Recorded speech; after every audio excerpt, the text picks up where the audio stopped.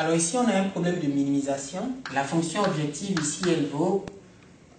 c'est une fonction de deux variables, des quantités x et y, une combinaison linéaire, c'est un programme linéaire, c'est 3x plus 4y. Ça, c'est la fonction objective.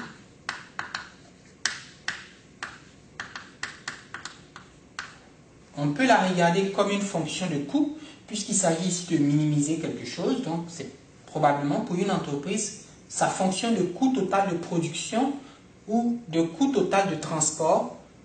Tout dépend de la façon dont on veut regarder les variables x et y et puis les données du problème. Alors, comment va-t-on résoudre ce problème? Par la méthode du simplex. On va d'abord, donc je vais procéder par étapes. Okay? Première étape, on va ajouter des variables d'écart. Pourquoi? Parce qu'on a un système d'inéquations et que pour résoudre par la méthode du simplex, il faut que les inéquations deviennent des équations. Donc on va introduire des variables d'écart. Mais ici on va voir que, alors,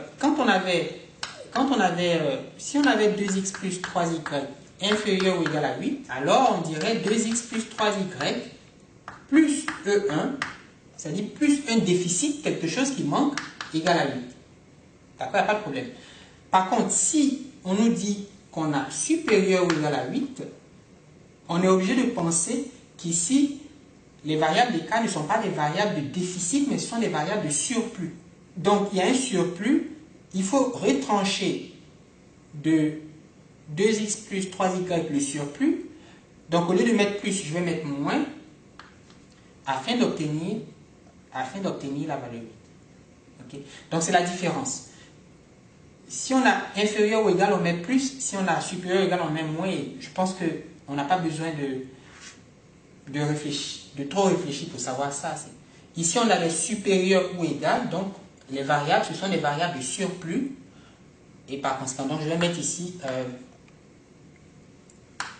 ajout de variables d'écart. Mais ici, les variables d'écart, ce sont des surplus. Donc, le système... donc, je vais réécrire le problème. Il s'agit donc de minimiser 3x plus 4y tel que 2x plus 3y moins E1 égale à 8, 5x plus 2y moins E2 égale à 12, et puis xy, E1, E2 sont des quantités non négatives, c'est-à-dire des quantités positives ou nulles. Positives ou nulles. Alors, quelle est la contribution des variables d'écart ou des variables de surplus E1 et E2 dans la fonction objective? Eh bien, il n'y a pas de contribution, donc on va mettre plus 0 E1 plus 0 E2. Mais on peut ne rien mettre. Je veux juste montrer qu'à partir du moment où on a introduit de nouvelles variables, donc on est obligé de présenter le problème de telle façon qu'on ait au moins le sentiment que toutes ces variables-là participent au programme de l'entreprise, mais qu'au niveau de la fonction objective, il n'y a que des contributions des variables principales, c'est-à-dire de x et puis de y, alors que E1 et E2 ne sont pas des variables importantes pour l'entreprise parce que réellement, ce qui fait le coût de l'entreprise, ce sont les quantités x et y. Alors, l'étape 2, ça c'est l'étape 1. À l'étape 2, on va rechercher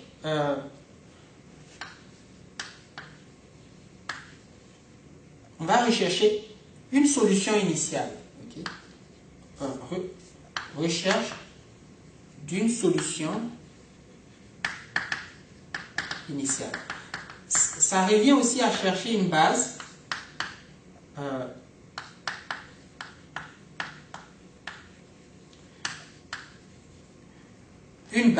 initiale. Pourquoi? Eh bien, pour la méthode du simplex, je vais écrire pour le simplex. savez, le tableau du simplex, là, on le commence avec une base initiale. Et pour trouver cette base, il faut trouver les variables qui vont entrer dans la base. Alors, est-ce qu'on peut trouver une base? J'ai dit que la meilleure façon de trouver une base, c'est d'écrire le système, ça c'est un système d'équation maintenant, de l'écrire sous forme matricielle et puis de voir s'il y a une matrice unité quelque part. S'il n'y a pas de matrice unité, on va voir ce qu'il faut faire. S'il y a une matrice unité, on peut immédiatement lire les variables qui vont entrer dans la base initiale. Est-ce qu'on peut dégager une matrice unité à partir de ce système d'équation? Eh bien, voyons. J'ai 2x plus 3y moins 1 fois E1 plus 0 fois E2 égale à 8. 5x plus 2y plus 0 fois E1 moins 1 fois E2 égale à 12. Matriciellement, ça donne 2, 3, moins 1, 0, 5, 2, 0, moins 1. Puis ici, vous avez le second membre qui fait 8, 12. C'est pas ce qui m'intéresse. Ce qui m'intéresse, c'est cette matrice-là. Et puis là, vous avez x, y, E1, E2. Alors, est-ce que ça, c'est une matrice identité? Ce n'est pas une matrice identité. Donc, j'écris n'est pas une matrice identité.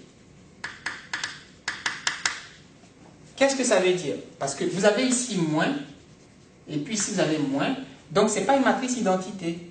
Donc on est mal foutu.